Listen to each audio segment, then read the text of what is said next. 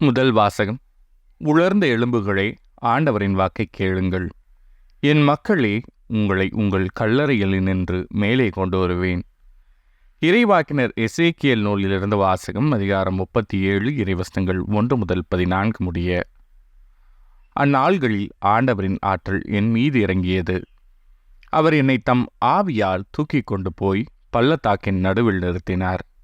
அங்கே எலும்புகள் மிகுதியாய் கிடந்தன. அவர் அவற்றைச் சுற்றி என்னை நடத்திச் சென்றார். அங்கே பள்ளத்தாக்கின் அடியில் மிக பல எலும்புகள் கிடந்தன. அவை மிகவும் உலர்ந்தவையாய் இருந்தன. அவர் என்னிடம், மானிடா, இந்த எலும்புகள் உயிர் பெற முடியுமா என்று கேட்டார். நான், தலைவராகிய ஆண்டவரே, உமக்கு தெரியுமே என்று மறுமொழியளித்தேன். அவர் என்னிடம் உரைத்தது, நீ இந்த எலும்புகளுக்கு இறைவாக்கு உரை. உலர்ந்த எலும்புகளே, ஆண்டவரின் வாக்கை கேளுங்கள் என்று சொல். தலைவராகிய ஆண்டவர் இந்த எலும்புகளுக்கு இவ்வாறு கூறுகிறார். நான் உங்களுக்குள் உயிர் மூச்சு புகச் செய்வேன், நீங்களும் உயிர் பெறுவீர்கள். நான் உங்களை நரம்புகளால் தொடுப்பேன், உங்கள் மேல் சதையை பரப்புவேன், உங்களை தோலால் மூடுவேன். பின் உங்களுக்குள் உயிர் மூச்சு புகச் செய்வேன், நீங்களும் உயிர் பெறுவீர்கள். அப்போது நானே ஆண்டவர் என அறிந்து கொள்வீர்கள். எனவே எனக்கு கட்டளையிட்டபடி இறைவாக்கு உரைத்தேன். நான் இறைவாக்கு உரைக்கையில் உராயும் ஓசை கேட்டது. ஒவ்வொரு எலும்பும் தனக்குரிய எலும்புடன் சேர்ந்து கொண்டது. நான் பார்க்கையிலேயே அவற்றில் நரம்புகள் ஏற்பட்டு சதை தோன்றி தோல் அவற்றின் மேல் மூடியது. ஆனால் அவற்றில் உயிர் இன்னும் வரவில்லை. பின்னர் அவர் என்னிடம், உயிர் மூச்சுக்கு இறைவாக்கு உரை. மானிடா, இறைவாக்கு உரைத்து உயிர் மூச்சிடம் சொல். தலைவராகிய ஆண்டவர் கூறுவது இதுவே. 4 காற்றுகளிலிருந்தும் உயிர் மூச்சே வா, நீ வந்து கொலையுண்ட இவர்களுக்குள் புகு. அப்பொழுது இவர்கள் உயிர் பெறுவர்.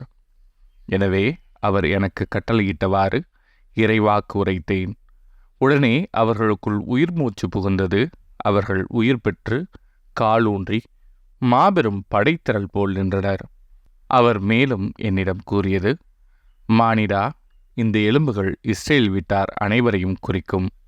அவர்களோ, எங்கள் எலும்புகள் உலர்ந்து போயின, எங்கள் நம்பிக்கை அற்றுப்போய்விட்டது, நாங்கள் துண்டிக்கப்பட்டு விட்டோம் எனச் சொல்கிறார்கள்.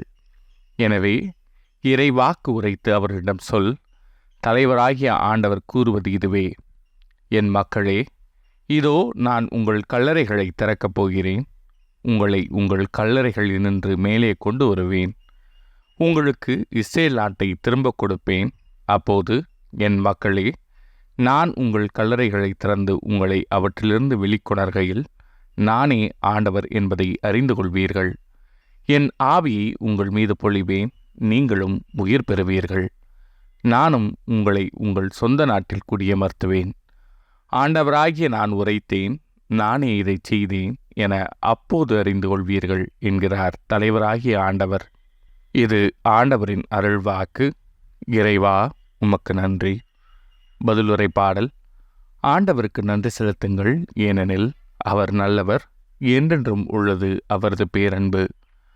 ஆண்டவரால் மீட்படைந்தோர், எதிரியின் கையினின்று அவரால் மீட்கப்பட்டோர், கிழக்கினின்றும் மேற்கினின்றும் வடக்கினின்றும் தெற்கினின்றும் பல நாடுகளினின்றும் ஒன்று சேர்க்கப்பட்டோர் சொல்வார்களாக, ஆண்டவருக்கு நன்றி செலுத்துங்கள், ஏனெனில் அவர் நல்லவர், என்றென்றும் உள்ளது அவரது பேரன்பு.